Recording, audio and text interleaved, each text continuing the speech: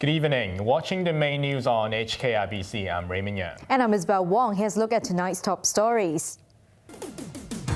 Public housing to make up 70% of all new homes built a major policy change.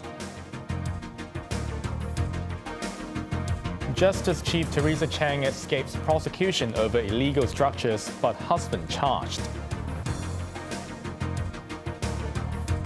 U.S. Defense Secretary James Mattis resigns over disagreement with Donald Trump.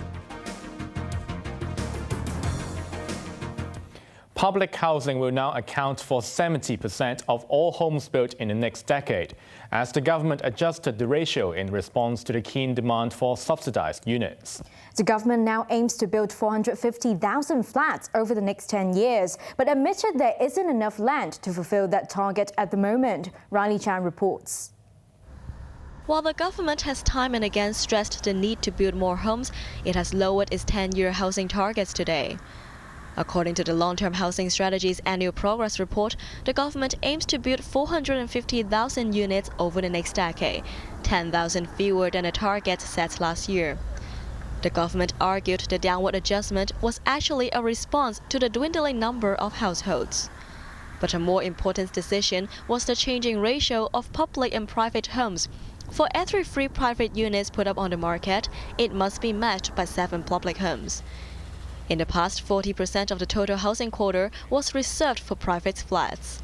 Under the new ratio, some 315,000 public housing units could be expected in the next decade, up 35,000 from last year.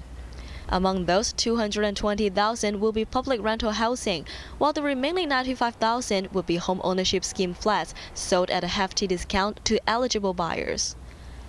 Announcing a major decision today, Transport and Housing Secretary Frank Chen said a bigger problem remained, and that is the city simply doesn't have enough land to meet those targets. The government has so far identified land for around 250,000 public housing flats it aimed to build, missing the target by 67,000 units. There are many options that we can pursue. For example, the increase in residential plot ratio for public housing sites. This is approved by the EXCO, and we have also submitted relevant paper to the housing panel of the legislature. The second one is about the reallocation of land which is currently being allocated for private housing could be changed over to public housing. In fact, in June this year, the chief executive has reallocated 9 parcels of land for that purposes. And hopefully all these would put together options and arrangements that we can fund sufficient land for public housing and also for private housing. The housing minister said the new policy change should have a small impact on the private property market, as some 20,000 private homes will still be built on average every year to meet the demand. Riley Chan, HKIBC. Meanwhile, a new batch of government-subsidized homes is up for sale today. More than 2,500 flats in Cheung Sha are sold at a 58% discount against the market value. With an average of $6,243 per square foot, buyers can snap up a 184 square foot unit for as cheap as $930,000. The biggest homes at 452 square feet cost around $3 million. But only those who are eligible for public rental housing can purchase the units. Applications will be accepted until the 10th of January, and a ballot will be drawn the following month. Shelter flats are oversubscribed. The Department of Justice has decided not to prosecute Justice Secretary Teresa Chang over suspected unauthorized building works. Instead, her husband and renowned engineer Otto Poon will face legal action. 2 adjacent units owned by Chang and Poon at Villa de Mer in Tuen Mun were found to have been illegally modified earlier this year. House 4 was owned by Chang at the time, while House 3 belonged to Poon and his daughter. After investigation, Director of Public Prosecutions David Leung said there was insufficient evidence to prove whether the unauthorized works in Chang's house only existed after she became owner. It was then unlikely to establish a reasonable prospect of conviction against Chang, Leung added. But the department will prosecute Poon over a poor structure in House 3.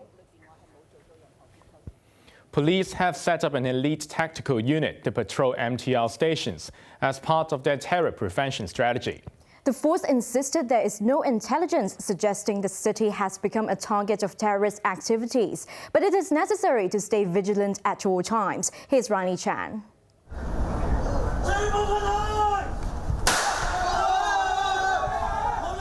Gunshots rang out inside the train as two armed terrorists held passengers hostage.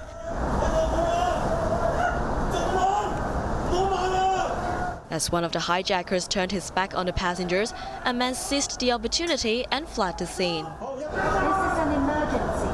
The station is closing because of a serious exit immediately. Officers equipped with tactical gear soon arrived. After an intense exchange of gunfire, one of the assailants was shot after ignoring repeated warnings to surrender.